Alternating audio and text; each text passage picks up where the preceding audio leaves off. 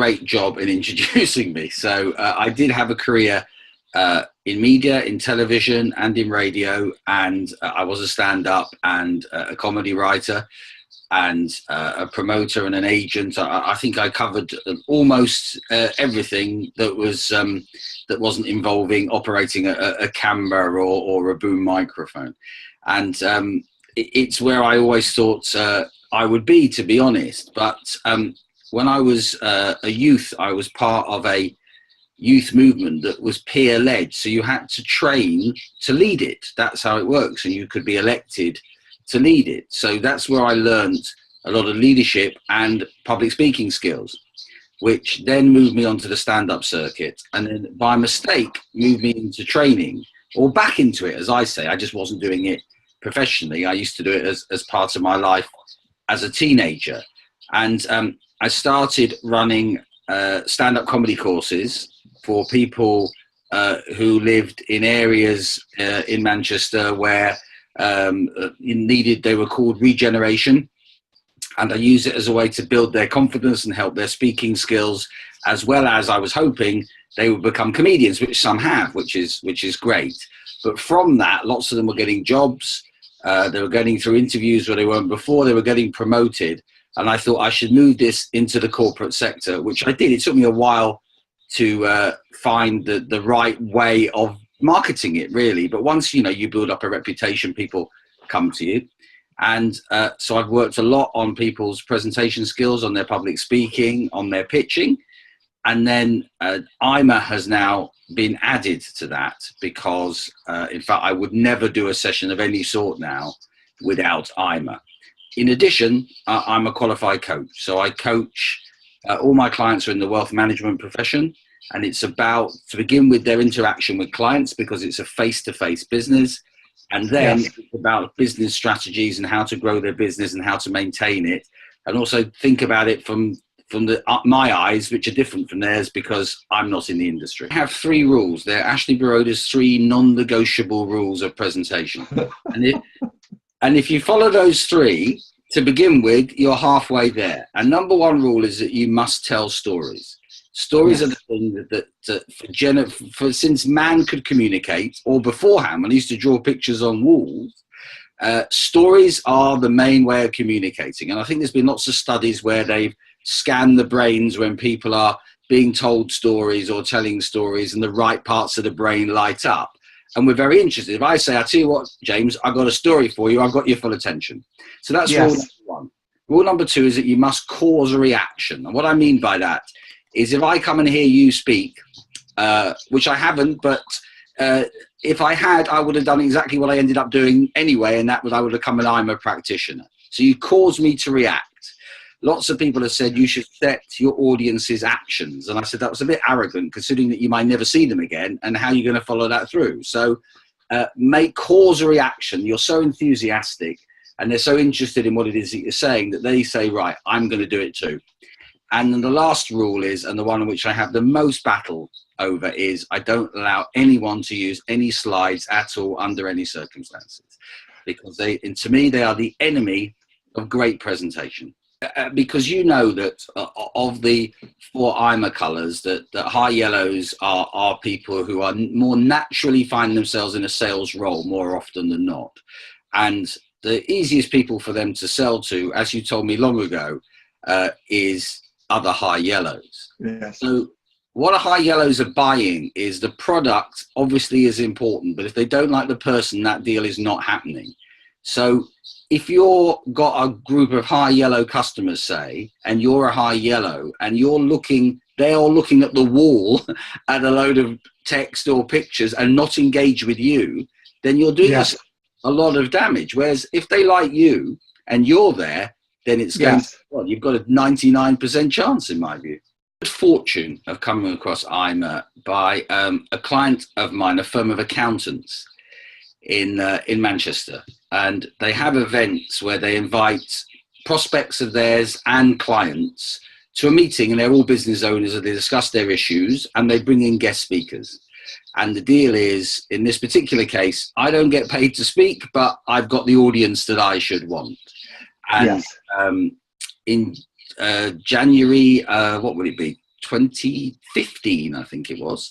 I had the good fortune of having a guy called Phil Hitchin in my audience.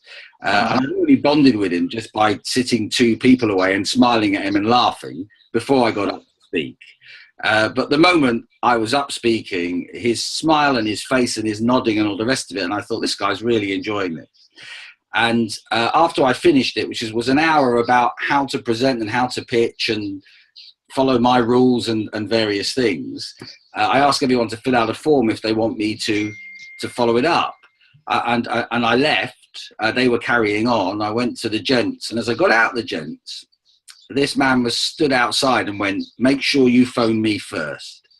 So, so you really connected with them instantly, and so I did. So we went to have a meeting, which was absolutely joyous. And then he started talking about IMA, and I coached him for a few sessions for his pitch, which is great now. I mean, it was already very good, and now it's great. But he talks about IMA all the time, and he can't stop talking about it, even at the point where I didn't really understand what it was. But he'd talk about a person and then say they're a high green, or they're a high blue, a high red, a high yellow. And I thought, this guy's obsessed with this, and I want to know more. So I got him one day to draw it out on a piece of paper. And I said to him, I could use this. This is amazing. What more do I need to know? And he said, only one thing, and that's to meet James Knight. In my training, which is to a group of people, and that training might be about presentation skills, but I also want them to know that the way in which they present is led by their communication style, and the fact they'll have a mixture of everybody in the audience. Now, in that specific audience, it might not be 25% exactly, but there'll be some of everybody in the audience. That's a guarantee. And therefore, there needs to be something for everybody. But also is understanding, when you're looking at it, if your audience is 10 or 20, where they're right in front of you, you then are, I tell you what IMA really does is made me far more tolerant, because I know now that rather than somebody behaving in a certain way, isn't because they don't like me, it's because that is their style. And once I've understood that, it has made me far better than I was at communicating with an audience, which is something I thrive on, and I really enjoy doing, and I have to be doing it quite regularly, otherwise I get withdrawal symptoms. The other work I do is with my clients in wealth management, is for them to know what IMA color they are, so they know how they are coming across to their clients, and then to know what their clients are, so that they prepare their meetings, which are all face-to-face, accordingly. But also the follow-up is the thing where it's really come into its own, IMA, because they all know when something's gone wrong and a client's not getting back to them, it's because they've sent the email in the wrong style, in the wrong language. And when I say to them, why don't you do it like this? This guy's a high green, give him a high green email. And when they were waiting 6 weeks for one guy to come back, he came back within 3 hours. There was another one where it needed a push, and it wasn't happening. So we handed it over to someone else in the practice, because the client was a high red, and the financial planner in this case was a high red. He wrote to him in high red. You and I may have thought it was somewhat terse, but it worked. That's the point. So I know the client. That's why I'm using this example. And I said to him, when you get a very terse email, how do you feel? He said, relieved. Never fails. That's the thing I like about it. And every so often I realize I've misjudged something and thought, actually, I thought this person may have been a high blue, but in fact, they're actually a high yellow, and therefore I can just relax and be myself because I am one. And other times I've misunderstood. I thought somebody was a high green because the detail in which they were demanding, and realized in fact they actually were a high red. And once I started giving it to them, in no uncertain terms as to this is it, bang, bang, bang, goodbye, I got the reaction I needed. And I thought, all right, I got that wrong, just because it happened to be on a quiet day on the first time we interacted.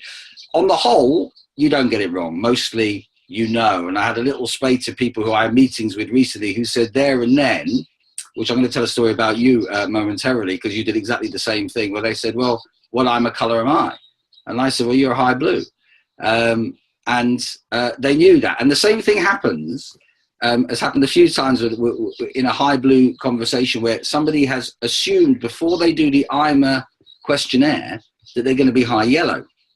Yes. And they say to me, I've come out high blue, but I thought I'd be high yellow. And I said, well, you know, if you answer the questions in a certain way, they come out with a certain answer. Yes. However, you probably answered it honestly. You answered it with my guidance.